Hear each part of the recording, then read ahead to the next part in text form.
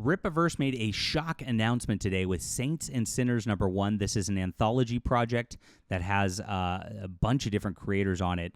And yeah, this is what's happening. Eric just closes out one book, opens up another, and you never know what's going to come out. And that's kind of fun. Honestly, they're adding a lot of fun depth to the Rippaverse by doing this type of thing. And this one is really interesting because there's so many different just authors involved with this who are big-name YouTubers that I think it's going to just go very, very well because a lot of fan bases are going to come in this. It's already been up for only a few hours, almost 1,000 books sold already. But look at who's on this. Heel versus Babyface as Jay David, that's Drunk 3PO, Eric July, of course, Callum Edmonds, that's Mauler, the Soska Sisters, and Will Jordan, Critical Drinkers on it as well. And they've all talked about this a little bit. Now, I have reported on this as a report on as much as I can in culture, and this is what I'm trying to tell people. I got some comments earlier. One of a mutual fan of mine and the Rippaverse was like, Ripper really needs to start promoting people other than his own stuff and blah, blah, blah, blah, blah. And I said, you know what? The most important thing everybody can do right now is actually sign up for Fandom Pulse. I'm reporting on the news in comics, games, and the like. I've got John Trent, who founded Bounding Into Comics with me, and we do about 8 to 10 articles a day on different cultural topics, comics included. And I report on stuff like this. Rippaverse assembles an all-star YouTube creator lineup because I want to make sure independent comics get out there and people learn about this as well. So sign up here, guys. I've got this in the description below. There are 2 different modes of it. There's a free mode and there's a paid mode. And we don't use any advertisers. Ripper didn't pay me for this. Nothing like that. Like I said, I'm just doing this to build independent comics and build an independent media alternative, which is so important because you've got IGN, CBR, Bleeding Cool. They all just shill Marvel and DC Comics. They all just shill mainstream entertainment all the time. We criticize them unabashedly, don't care about access or anything like that, and we promote independent comics and books, which is something nobody else does. So if you want to really build a mainstream media alternative, this is the spot to do it. Like I said, we're trying to do this full time. We need more people to sign up. So please sign up in the description below. If you want to support, it's only $5 a month, and that is like a Starbucks cup of coffee. It helps us to do this full time. Like I said, I've got John Trent hired full time, and we're building something really epic here. Tell your favorite YouTubers about this too. It's so important that everybody build this because once we get this to a spot where, it's got a few million views a month, think about what's going to happen. Like, we're going to report on this stuff, and then it's going to go absolutely ballistic, and that's what's going to happen. So this is, long-term, a great spot that everybody should be on board with. So this is what we got right now. Saints and Sinners, like I said, the beautiful trailer on it.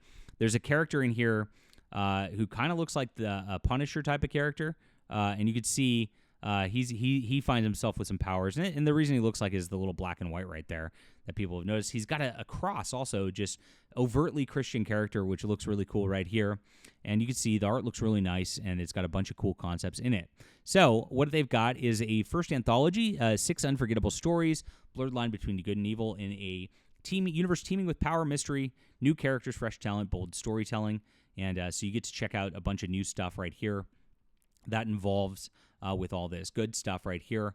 And interesting that they've involved everybody here. I love that they got the Critical Drinker involved because he's been writing stuff. He did stuff with your boy Zach a while back on the comic front, and then we hadn't heard from him on the comic book front. He's got his own novels and the like too, if you don't know about it.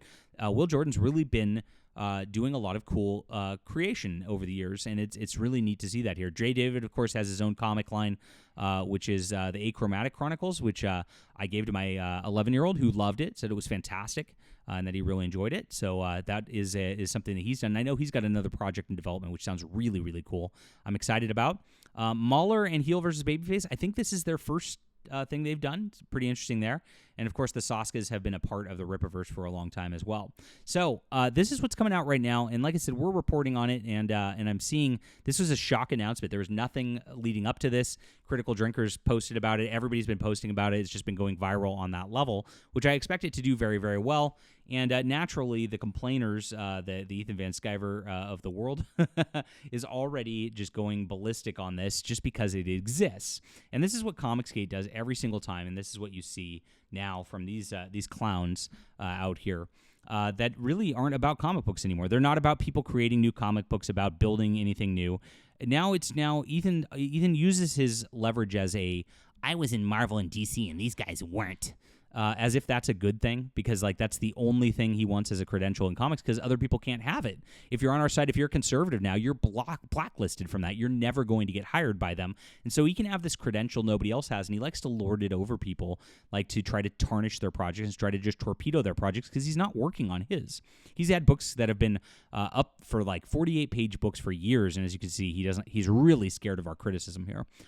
Very thin-skinned, does not have any good criticism whatsoever, and of course is just attacking it, and that's all he's immediately. An anthology of comics by Eric's YouTube's, quote, friends. So, I mean, why would you think they're not his real friends? Like, you don't know anything about these people whatsoever. It's like immediately everything is bad because it involves Eric July, and you can just see how sad this is. It's pathetic. I might review this one. Disappointing announcement, though. Why is it a disappointing announcement? Everybody's pretty excited about it from what I could see. Quite the opposite. You got all these people in here who are pretty interesting.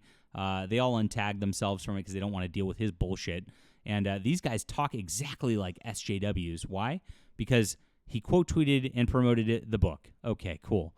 That's not anything that SJWs do whatsoever. Critical Drinker's actually been extremely solid against the left and against leftist institutions and against identity politics. So saying that's ridiculous, and it's offensive, and it insults the intelligence, of course, of people out there.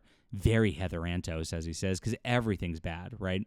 And so this is pretty wild, and he then attacks it again. This is going to kill Yellow Flash's momentum. He was going to hit 100K in another couple weeks. Now maybe not. Like, Yellow Flash doesn't have his own audience. It's so ridiculous. Now, Yellow Flash, of course, has outsold everybody in COMICSGATE by far in 2025. He's been a tremendous success. These guys have called it a failure the entire way while they're failing themselves, because nobody's buying their books anymore, because, one, their books have not been very good. Two, they trash everybody else who's been out there around them. And three, they don't deliver. And so there it is on this level. And look, he retweets himself just so he can get more people just on the hate train here. It's really sad. This is like just absolutely pathetic. Subs have nothing to do with it. And he notes that all these people have tremendous followings. Like that's a bad thing. Wait, what? It's like so stupid. Obviously, you get all those people who have big followings on a project, you're going to sell well. You should do something like that. That's good business right there. It's just ridiculous how these people just turn everything into a negative all the time. And that's what we're trying to do a little differently. Like I said, that's what we got going with Fandom Pulse. We're reporting on the positive stuff. Of course, we report on the negative stuff in the mainstream industry as well. But it's so important that we build. And this is where you guys can come in. So come in the description below. You can sign up for Fandom Pulse so I don't lose you. It's very important. We tell all the stories of the day. There's a free membership, but if you want to pay and support, $5 a month helps us. We do this full time and with no advertising. And that's the clutch part about this, where you can know we can be honest forever because we don't have advertising partners. So thanks for this, guys. Please check that out. I'm a comic creator myself. You can check out my links in the description below as well. Can't wait for Saints and Sinners. This looks like a lot of fun. I really love this character right here. Just like, this looks cool. Yeah, what do you guys think about this? Leave a comment down below. We'll be back soon.